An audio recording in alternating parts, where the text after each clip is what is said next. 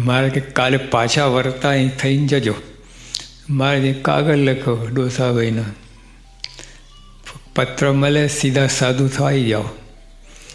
સીધું વાંચ્યું તો બધું એમને ગોરનો ગાડું છૂટેલા બધું એમને મૂકીને સીધા ઘરે ના ગયા, બાય બાય ટાટા કરવા ના ગયા.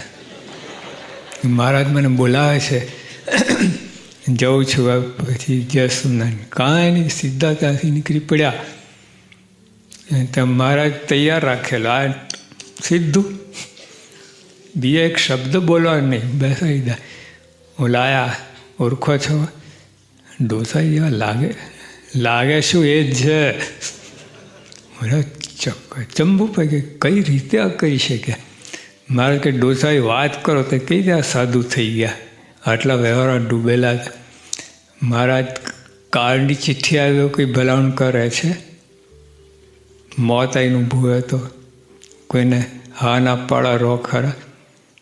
તો તમે તો કાર્ડના કાર્ડ છો, તોય ચિઠ્ઠી આવીને હું મૂર્ખાઈ કરું? જો આ રીતે જીવતા હતા સમર્પિત થઈને, જ્યારે ભગવાન આજ્ઞા કરે તૈયાર, અને ભગવાન આજ્ઞા કરી 1 સેકન્ડની વાર ના લાગે.